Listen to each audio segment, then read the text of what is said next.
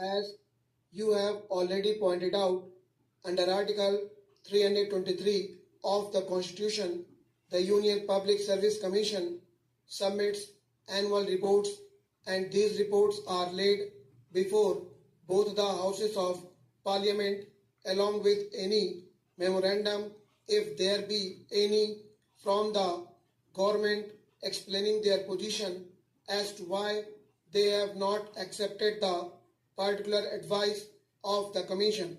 Sir, we have so far received 3 such reports from the Commission, and I have gone through these reports. Sir, the general impression that I have gathered after going through these 3 reports is that apart from the fact that there have been cases of non-acceptance of the Commission's advice in many important matters, there are, sir, very serious irregularities committed by the executive government in the matter of appointments to the civil posts and the civil services. If you permit me, sir, I may add that I have found that there are occasions when the government has even bypassed the Houses of Parliament in their anxiety to provide for their favorites. Sir, under Article 320 of the Constitution, as you have already pointed out, the recruitments to civil posts and the civil services are to be made by the Union Public Service Commission. There are 2 basic ideas underlying this system of recruitment to the civil services adopted in our Constitution. Firstly, we desire that all eligible persons to a particular post should be entitled to enter into a fair and free competition to get that job. Secondly, we want to avoid all elements of patronage in the matter of appointments to our civil services. You will find that under the old regulation which has been kept in force under Article 372, there are several categories of employment and posts which have been kept away from the purview of the Union Public Service Commission. One of these categories is temporary appointments lasting for less than a year. I maintain from a review of all these reports that the government has abused this power of temporary appointments. The government has used it as a shield to bestow all kinds of patronage. Sir, if you look at the posts, you will find that on the very face of it, they are not temporary posts, but that they are likely to continue for more than a year. Sir, appointments to such posts are made as temporary appointments merely to avoid the Union Public Service Commission. In the name of temporary and emergency appointments, I find that a large number of appointments are being made. The glaring examples are the Community Projects Administration and the All India Radio under the Ministry of Information and Broadcasting.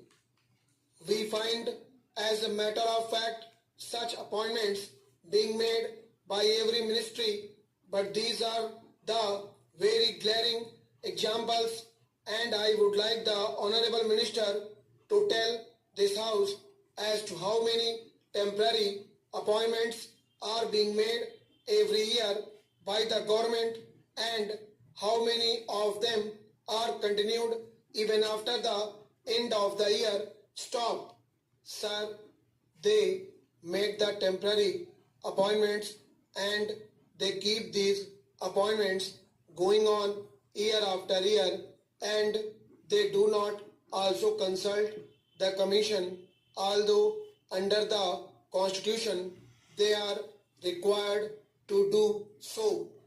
Apart from bringing in an element of patronage in the civil appointments, this procedure acts very unfairly to the other candidates who compete from the open market when these temporary posts are made permanent, when the appointments are regularized by inviting applications by means of advertisements. What happens is this: we cannot prevent these temporary appointees from competing in such examinations, and these temporary appointees who have gained experience at the cost of the taxpayer compete with the candidates from the open market and do better because of the experience that they have gained. I know it from my personal knowledge that appointments in the temporary cadre are purposely made in order that a particular candidate may gain experience and do better at competitive examinations and have a better chance of getting a permanent government service. Otherwise, he could never have got such a post. Sir, not only this, but the Commission have also referred to the fact that advertisements are drafted in such a way that it may suit a particular person. On page 9 of the first report, they say advertisements for posts in the category of technical, scientific or specialized qualifications are often so drafted by ministries as to tend to restrict the recruitment to the limited circle of persons already holding the posts advertised or analogous posts.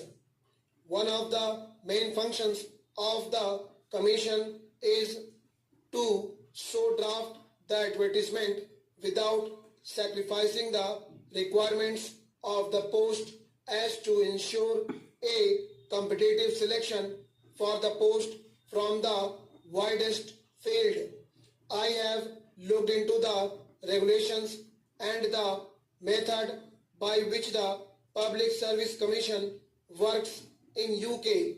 There, the ministries merely inform the Service Commission that they want such a post to be filled with a person of such and such qualifications. The advertisement is drafted by the Service Commission and not by the ministries as is done here. Here, government are anxious to bestow patronage and therefore it is that they want to avoid going to the Public Service Commission and continue to make these temporary appointments and draft the advertisements themselves. I find from the report that as early as January 2001, the Commission submitted their proposals to the government as to how the existing regulations should be remodeled so that each case should come under the purview of the Union Public Service Commission. Now the government has not taken any decision in this matter. These proposals ought to have been placed before both houses of Parliament as required under the Constitution so that the houses will be fully seized of the problems which are facing appointments and would give their directions as to how appointments in the civil services should be made. Sir, they make the temporary appointments and they keep these appointments